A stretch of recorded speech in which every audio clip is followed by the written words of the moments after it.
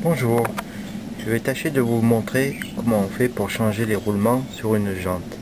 Ici une jante avant, avec son cache-poussière. On peut lever, j'y donnerai un coup de chiffon après. Le spi, celui qui est fixé sur le moyeu. Le spi donc, et le roulement est dessous le spi. Et côté flasque, on a accès directement au roulement. Il est là. Et c'est un d'origine qui n'est pas étanche. Moi, je me propose de les remplacer par deux roulements identiques, mais SKF et étanches. On le voit à la membrane caoutchoutée qu'il y a de chaque côté. Côté pile, côté face. Voilà, je vais mettre deux étanches. L'autre spi, il est sur le flasque. Et sur la roue arrière, c'est exactement pareil. Voilà. Alors, le but du jeu pour y arriver, c'est d'essayer de taper avec un outil assez mou quand même, sur la bague intérieure du roulement. Et je commence pas par celui-là, je commence par enlever celui qui est à l'opposé. Donc il faut que je fasse apparaître la bague intérieure du roulement qui est à l'opposé. Voilà, là on va mieux voir. Alors au centre, une entretoise. Donc pour y arriver, il faut essayer de mettre en travers l'entretoise. On voit un peu des fentes là, mais pas suffisamment d'épaulement pour sortir. Donc je vais essayer de mettre en travers l'entretoise. Bon, le plus dur, trouver le moyen pour que vous voyez comment faire. En fait, je passe un tournevis dedans et je fais pivot. Je remonte la jambe. Ah, déjà on voit là-bas au fond la bague intérieure. Vous voyez là-bas au fond? C'est la bague intérieure du roulement qui est à l'opposé. Je vais essayer. Ça dépasse de combien là? 2-3 mm. Je vais essayer un chouïa de plus en calant la jante cette fois.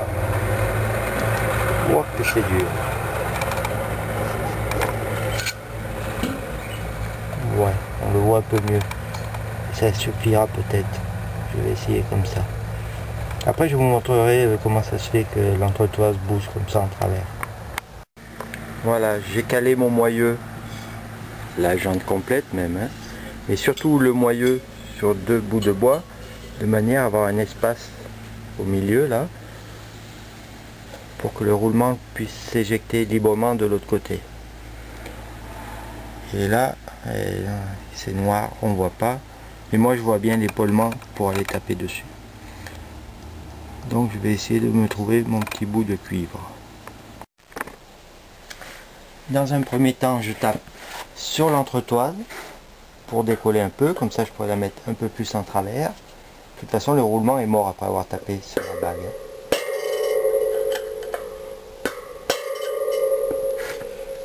Voilà. Voilà, elle bouge beaucoup mieux maintenant. On va pouvoir taper directement sur le roulement, qui est beaucoup plus bas. Allez, encore un petit coup là, quand même.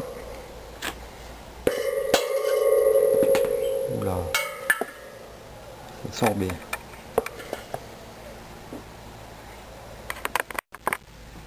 Vous avez vu, en deux petits coups, le roulement est déjà sorti de 2-3 mm.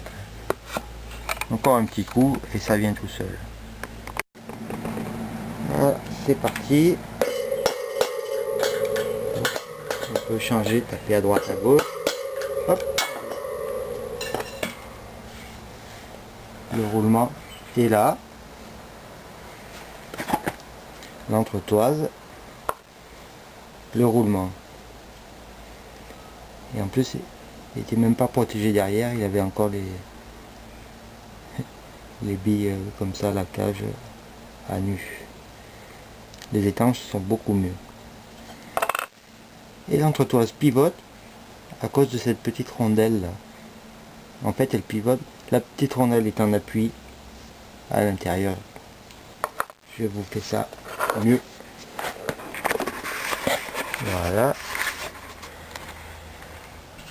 Alors, la petite rondelle est en appui juste à l'intérieur du moyeu. Comme ça. Et ça lui permet de pivoter sur la petite rondelle. Voilà. C'est pour ça que l'axe se met en travers. C'est le seul moyen de sortir le roulement. Et je vous remonte le roulement. La face qui était visible et l'interne. Et maintenant il faut taper au fond directement sur le roulement. Et moi je fais sortir les deux ensemble, le roulement et le spi. Alors pour bien faire, il faut trouver un outil mou qui passe dans ce diamètre là librement, genre un manche de marteau qui va appuyer directement sur la bague intérieure du roulement. Et voilà, plus qu'à taper ici.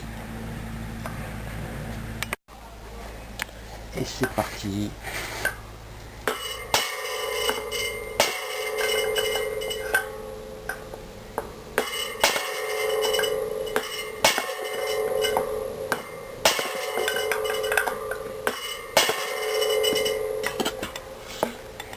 Comme je sors les deux en même temps, c'est un peu plus hard, hein, mais ça vient bien.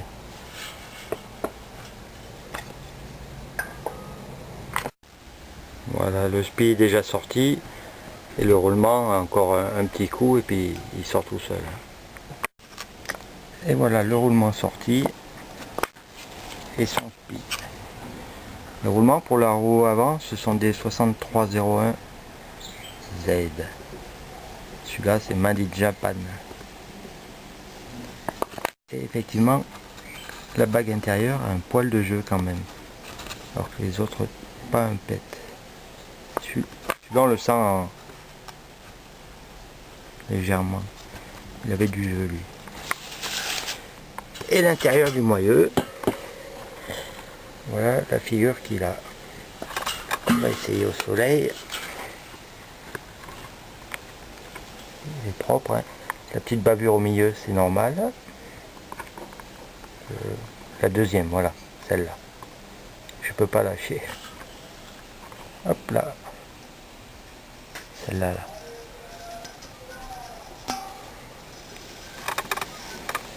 C'est nickel.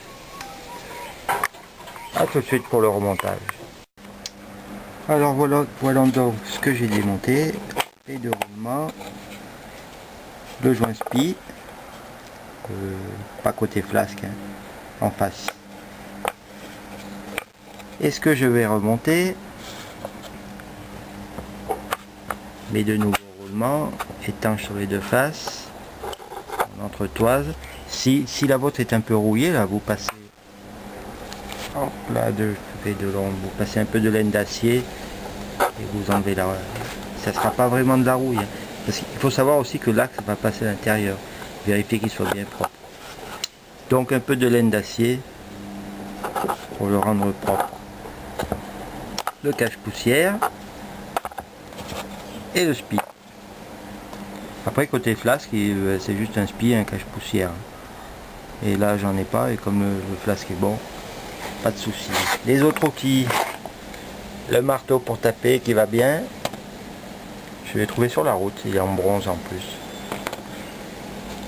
Le petit outil nickel, c'est un bout de tringle à rideau, il fait à peu près 40, un peu moins, 36 je crois. Et pourquoi il va bien? Parce que regardez, quand je vais rentrer le roulement, il fait un poil de moins que le roulement, donc je vais bien taper sur la bague extérieure, ne jamais taper sur la bague intérieure d'un roulement neuf. Là je vais m'appuyer sur l'extérieur, donc ça va faire nickel. Et en plus j'ai essayé, ça rentre bien dans le moyeu. Et un peu d'huile, moi j'appelle ça l'huile de vaseline, c'est l'huile fine de chêne pour vélo, que je mettrai sur la bague extérieure pour faciliter l'emmanchement. Alors certains mettent les roulements au congélateur, les deux roulements là, avant de les monter, ils les mettent au congélateur pour les rétreindre un chouïa, et aussi On peut chauffer soit au sèche-cheveux, soit au décapeur thermique, le moyeu pour le dilater, inversement. Et logiquement, ça rentre bien. Mais je vais essayer directement, moi, comme la dernière fois, c'est rentré nickel. Et regardez, c'est surtout à ce niveau-là que mon outil est très important, parce que le roulement doit aller au fond, s'appuyer sur le petit épaulement là, et mon outil, eh ben, il va nickel, pile poil. Alors, un peu d'huile que j'étale avec le doigt ensuite. Voilà. Je positionne mon roulement. Et l'important, c'est de bien le rentrer à plat. Si vous vous tapez que d'un côté, qui se met en travers, j'exagère un peu là, mais un poil de travers, ça rentre plus, hein. Il reste coincé dedans et il faut le ressortir. Allez, on va y aller. Voilà, j'ai commencé sans vous, hein. Il est juste là, le roulement. Elle est bien à plat. Après on le sent quand il arrive en butée, qu'il avance plus. Vous voyez qu'il est rentré encore. Là il est en butée.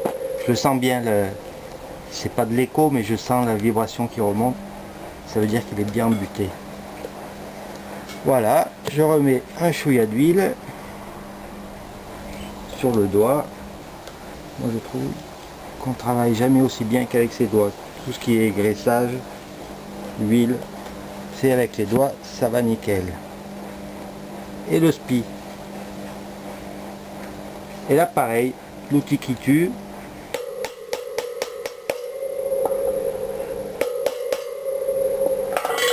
Là, là il est embuté déjà.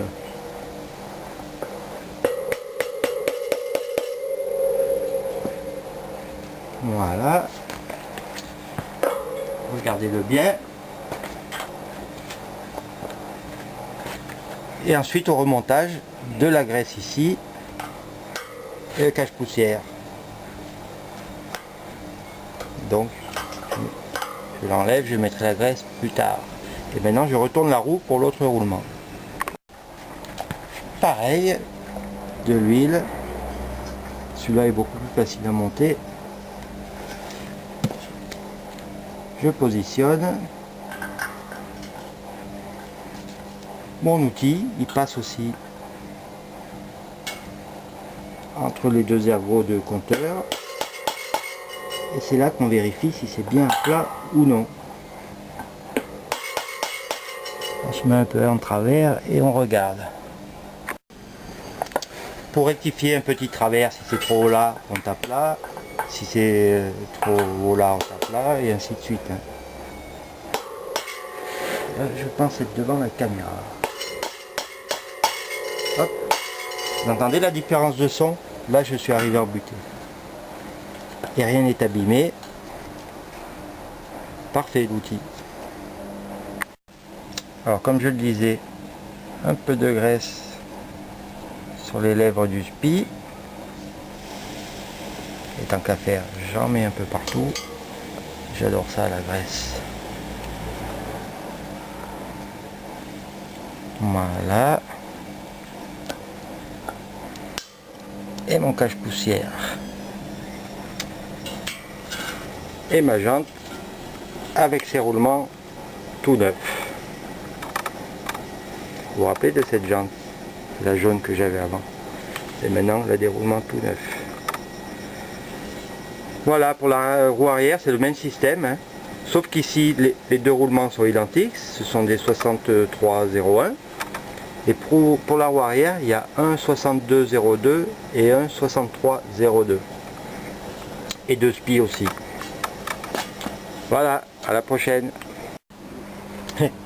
C'est encore moi. En visionnant, j'ai vu que j'avais zappé un point très important.